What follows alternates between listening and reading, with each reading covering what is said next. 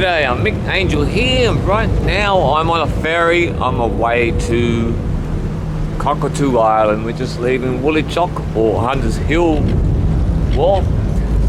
Now, last week we were over there at the Woolwich dock, and we were going to go across to Cockatoo Island, but a lot of rain happened that day, so we're going to Cockatoo Island now, today. Beautiful, glorious, awesome day.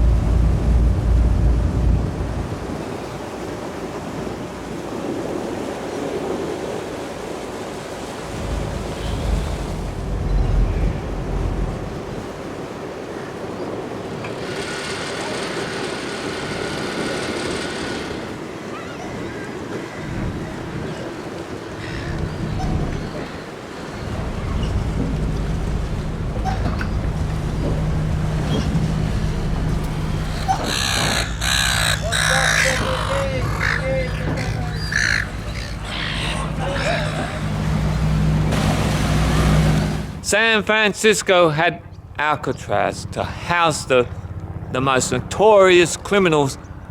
New York City, Rikers Island. Here in Sydney, we have Cockatoo Island. Ladies and gentlemen, this is Cockatoo Island. Cockatoo Island was used to house the most notorious of prisoners here in the convict colony of Sydney. And from Norfolk Island, this was where the worst convicts were sent. Not a bad view, eh?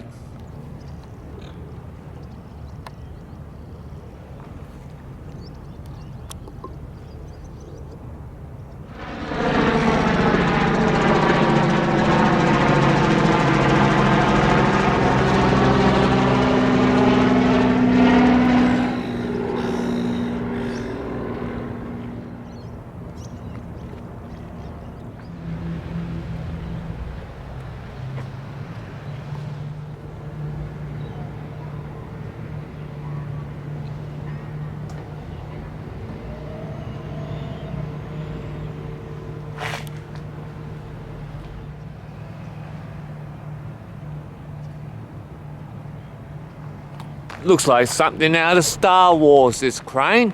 These two cranes here were used in the industrial age of shipbuilding here on Cockatoo Island. This was, or not only was it a convict colony, it was also in 1845 the governor decided to basically said to the English government, how about we build a dry dock here, and therefore visiting ships can be serviced, refitted, repaired, whatever.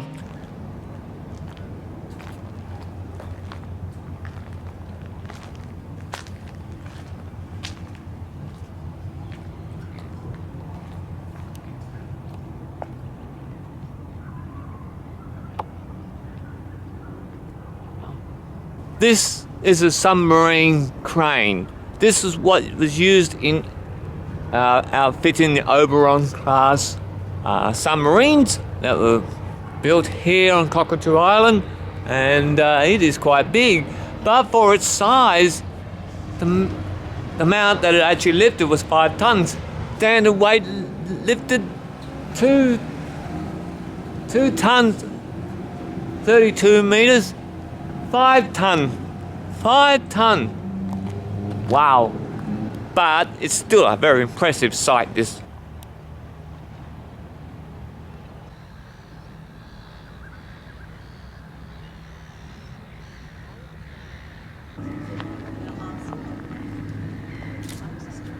This building here behind me is an air raid shelter.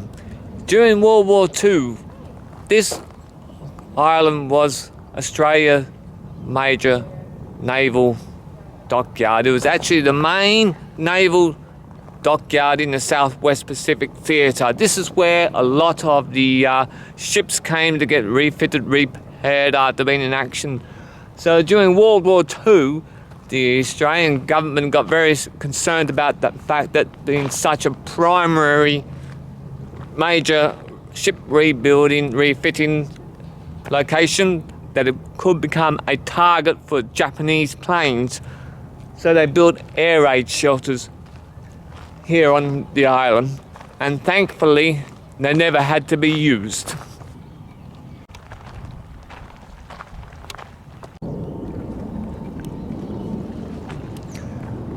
This is one of my favourites here on the island. This is Mort's dock crane, and it was built actually here by Mort Dock's company, actually by a company here in Balmain.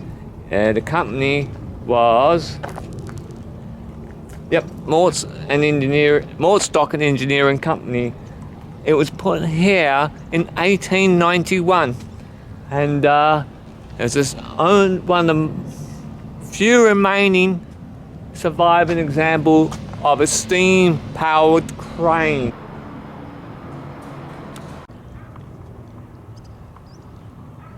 Crane has a bit of an interesting story. It's actually built in Leeds, England, and it was brought out to Australia in 1945 and it was used for ship repair. That's why it was used in 1942 for ship repair in Iceland. In 1945, it was towed to Australia to help, with repairing the Pacific Fleet here. But two barges were used to tow this floating dock, this crane, to Australia. Two barges, and they had a 6-month journey. Storms lashed the place. There was a storm that lasted 10 days, and the ropes broke. They were being towed, and by the time they got here, the crews are pretty much exhausted, they're pretty much out of fuel, but they brought this crane to the dock here. Amazing journey this one took. From England to Iceland to here. Wow. And here's one of the docks. You can get a sense of the industrial scale of this island. This was the first dock that was built here on Cockatoo Island. It was cut and built by the convicts. And see, 1845, the British fleet was already here, so they needed somewhere to just repair their ships and all that. So the government said, right, let's have it here. And the dock was built by convicts. They kept the expenses down, free labour really. And took 10 years to build this dock. 10 whole years. That was in the 1830s, right? That's impressive. And when it finally opened, it was 284 feet in length with depth of 14 feet and extended twice in order to accommodate the growing size of the ships. The last extension was done in 1880 to the length of 475 feet. Wow, that was pretty impressive. But as you can see, hard labour the convicts did here, digging, and they're using picks and shovels, and it wouldn't have been fun. And this here,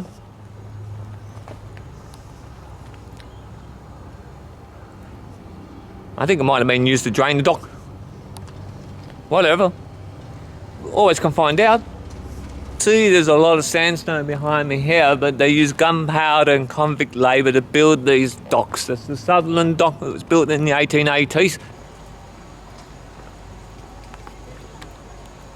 This is the dogleg tunnel that was built during the war as an air raid shelter, but also to store things in here, so that people can just cut across the island through the sandstone.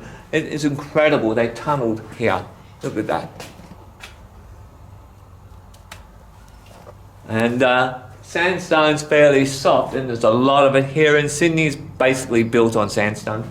So this is a pretty impressive engineering, I would say. Beautiful.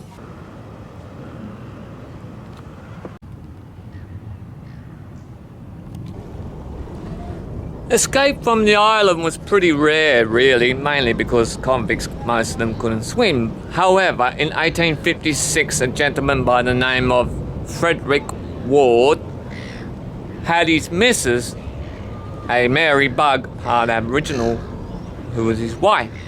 She came across, swam from over there, left some tools for him. So then, 2 days later, the tools would get the shackles off, I don't know. 2 days later, Frederick Warde and Fred Britton, his mate, dived into the water here and swam across over there. Fred Britton drowned, however, Frederick Warde didn't. He made it across into the arms of his beloved, and apparently there was a white horse there, and they just hopped on that horse and away they went, riding into the sunset. And Frederick Warde became one of Australia's most notorious bushrangers by the name of Captain Thunderbolt. What a story that man would have told. He would have had to worry about the sharks. Big swim. But Captain Thunderbolt, that's another story.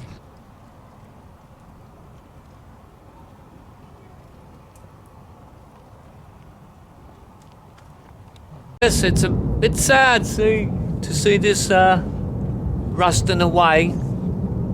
Hopefully it gets restored very soon. Be a shame to see it go. As you can see, it's still used as a dock, mainly for pleasure boats, really.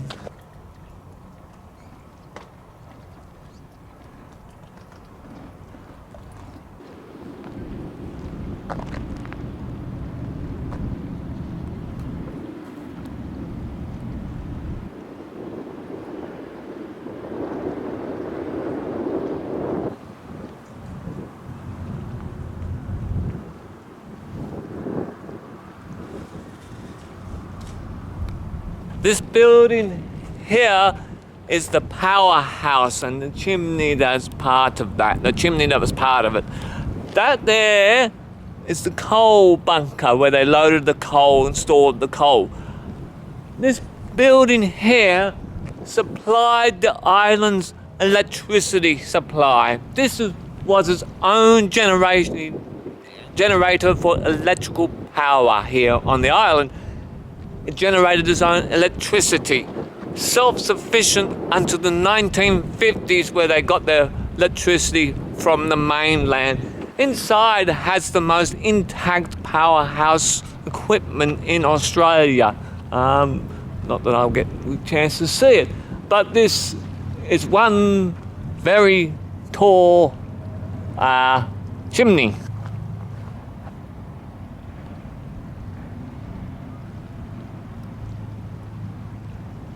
It's been cleaned up since I was last here 2 years ago. Wow, look at this.